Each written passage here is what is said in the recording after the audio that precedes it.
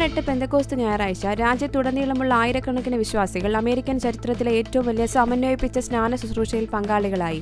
50 സംസ്ഥാനങ്ങളിൽ നിന്നുള്ള 650-ലധികം പള്ളികൾ ഉൾപ്പെട്ട ഒരു സംരംഭമായ ബാപ്റ്റിസ്റ്റ് അമേരിക്കയുടെ ഭാഗമായി 26,000-ലധികം ആളുകൾ സ്നാനമേറ്റു.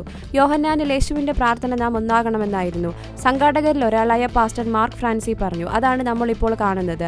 2 വർഷം മുൻപ് 4,000 സ്നാനങ്ങളുമായി ആരംഭിച്ച ബാപ്റ്റിസ്റ്റ് കാലിഫോർണിയയിൽ നിന്നാണ് ഈ പരിപാടി വളർന്നത്. കഴിഞ്ഞ വർഷം ആ സംഖ്യ 6,000-ലധികമായി ഉയർന്നു.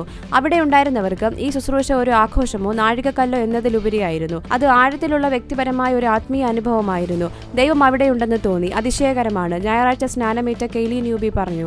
സഹോദരനോടൊപ്പം സ്നാനമേറ്റ ജോർജ് ഗോൺസാലസ് ആ നിമിഷത്തെ പരിവർത്തനാത്മകമായ നിമിഷമായി വിശേഷിപ്പിച്ചു. ഇത് ആരംഭിക്കുന്നതേയുള്ളൂ. ഈ കടൽ തീരത്ത് സംഭവിക്കുന്നത് ഭൂമിയുടെ അറ്റം വരെ പോകുമെന്നാണ് ഞങ്ങളുടെ വിശ്വാസം, പാസ്റ്റർ മാർക്ക് ഫ്രാൻസി പറഞ്ഞു.